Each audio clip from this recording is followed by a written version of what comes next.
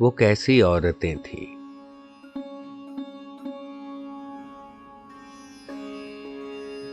वो कैसी औरतें थीं जो गीली लकड़ियों को फूंक कर चूल्हा जलाती थीं, जो सिल पर सुर्ख मिर्चें पीसकर सालन पकाती थीं, सुबह से शाम तक मसरूफ लेकिन मुस्कुराती थीं। वो कैसी औरतें थीं। भरी दोपहर में सर अपना ढककर मिलने आती थी, जो पंखे हाथ के झलती थीं और बस पान खाती थी, जो दरवाजे पे रुककर देर तक रस्में निभाती थी। वो कैसी औरतें थीं। पलंगों पर नफासत से दरी चादर बिछाती थीं, बसद इसरार मेहमानों को सिरहाने बिठाती थीं। अगर गर्मी ज्यादा हो तो रूह अफ़ज़ा पिलाती थीं। वो कैसी औरतें थीं जो अपनी बेटियों को स्वेटर बुनना सिखाती थीं, सिलाई की मशीनों पर कड़े रोजे बिताती थीं, बड़ी प्लेटों में जो इफ्तार के हिस्से बनाती थीं।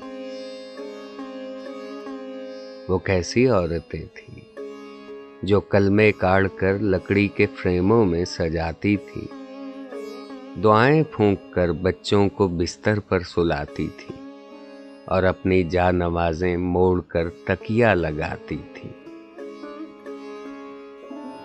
वो कैसी औरतें थीं।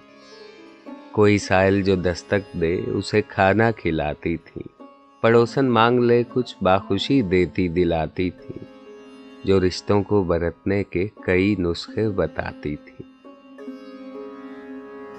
वो कैसी औरतें थीं। मोहल्ले में कोई मर जाए तो आंसू बहाती थी, कोई बीमार पड़ जाए तो उसके पास जाती थी, कोई त्योहार हो तो खूब मिलजुल कर मनाती थी। वो कैसी औरतें थीं। मैं जब घर अपने जाती हूँ तो फुर्सत के ज़मानों में उन्हें ही ढूंढती फिरती हूँ गलियों और मकानों में। किसी मीलाद में, जुज़दान में, तस्बीह दानों में, किसी बरामदे के ताक पर, बावर्ची खानों में। मगर अपना ज़माना साथ लेकर खो गई है वो, किसी कब्र में सारी की सारी सो गई है।